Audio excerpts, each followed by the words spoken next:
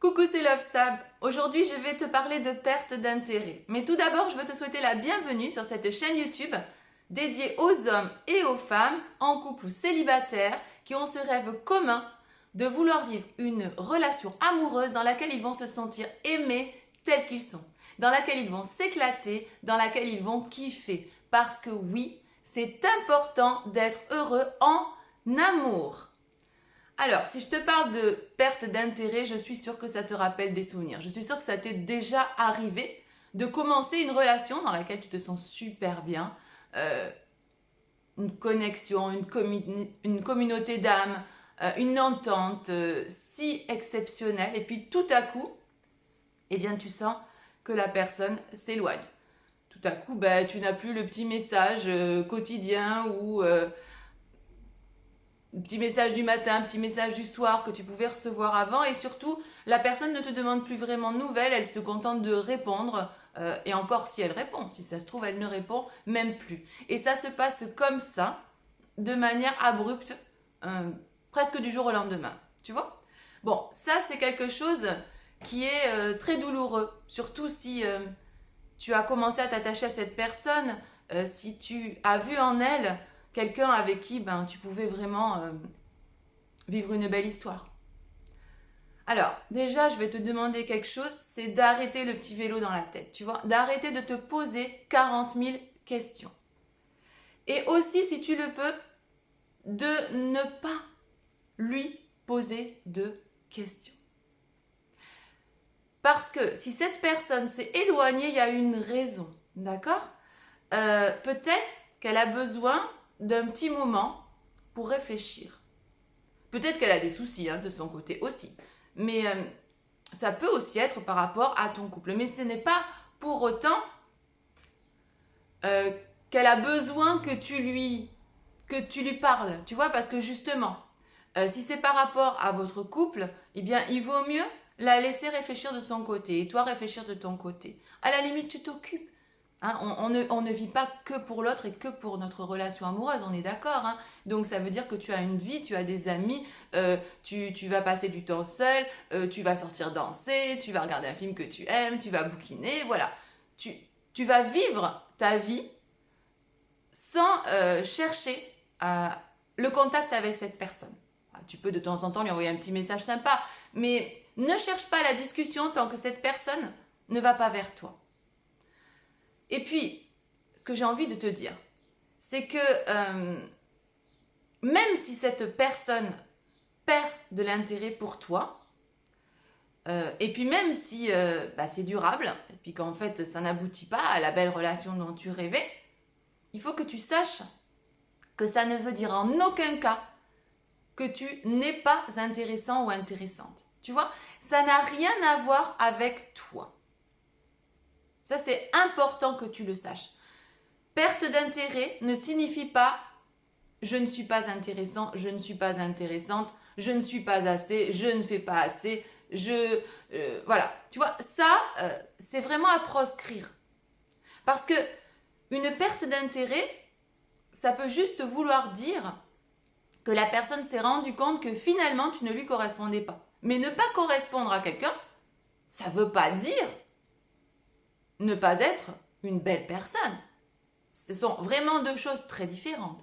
Une perte d'intérêt, ça peut aussi vouloir dire que cette personne a pris peur, qu'elle a vu quelque chose chez toi, qu'elle ne trouve pas nécessairement mauvais, mais quelque chose qui la perturbe, tu vois, qui la trouble, quelque chose qui lui fait perdre ses repères.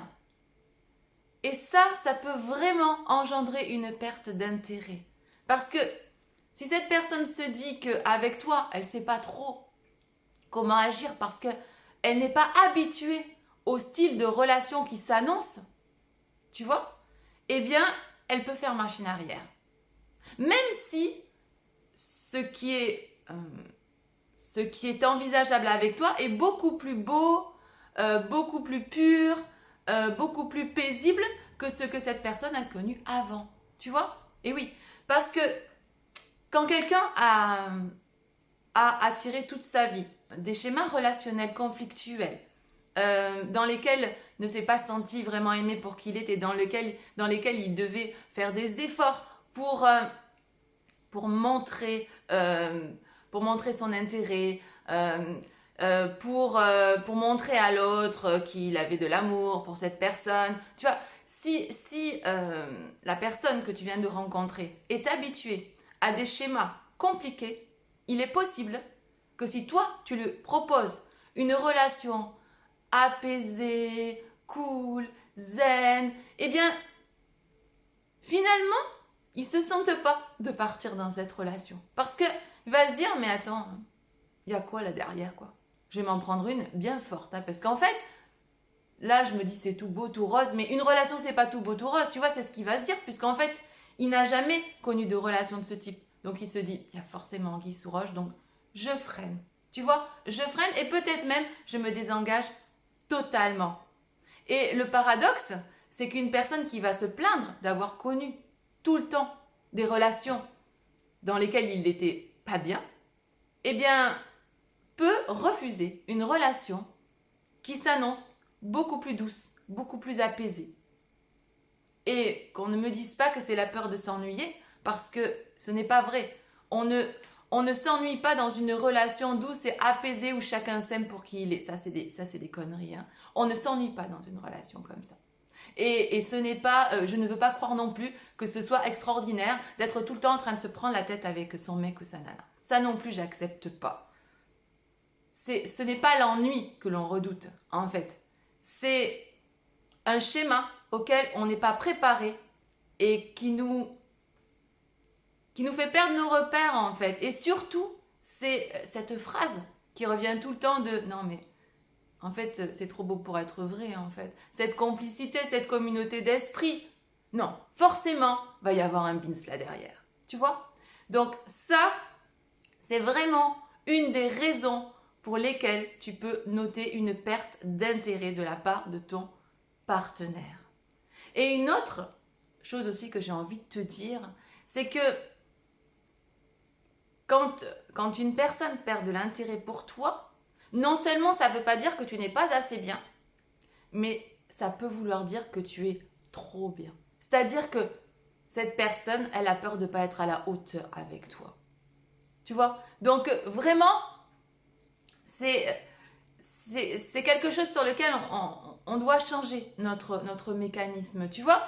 Ne vraiment pas tomber dans cette espèce de piège de perte d'intérêt égale je ne suis pas intéressant, intéressante et donc du coup je vais redoubler d'attention pour cette personne, je vais lui demander ce qui se passe 40 000 fois, je vais m'inquiéter de lui, je vais lui montrer que je suis quelqu'un de bien, Non, surtout pas. Surtout pas. Laisse cette personne réfléchir. Et si tu la perds, eh bien, c'est qu'elle n'était pas faite pour toi. C'est aussi simple que ça, les relations amoureuses. Si tu perds quelqu'un, c'est qu'il n'est pas fait pour toi. Et moi, je dirais que plus tu le perds tôt dans la relation, et mieux c'est. Parce que vous allez moins souffrir, forcément. Tu vois, c'est pas une fois que vous serez engagé, que vous vivrez sous le même toit, ou peut-être que vous aurez fait des enfants, qu'il sera temps de vous rendre compte que finalement, vous n'arrivez pas à fonctionner ensemble. Parce que malheureusement, il y a des personnes qui sont presque faites pour les relations conflictuelles. Parce qu'elles s'en plaignent, mais c'est ce qui leur convient. C'est ce dans quoi, eh bien, elles se sentent, on va dire, en phase. Tu vois, ça peut paraître fou, hein, mais il y a des personnes qui recherchent ça. Donc si toi, tu es quelqu'un qui a vraiment envie d'une belle relation harmonieuse, high level, où chacun respecte l'autre, le laisse libre, tu vois, où chacun est là pour l'autre mais sans l'étouffer, avec ses peurs, avec ses blessures. Si ce que tu recherches c'est ça, n'aie pas peur d'être mis de côté par certaines personnes pour lesquelles les schémas et les aspirations sont différents.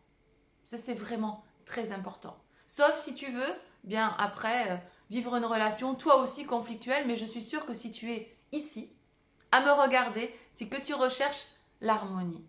Voilà.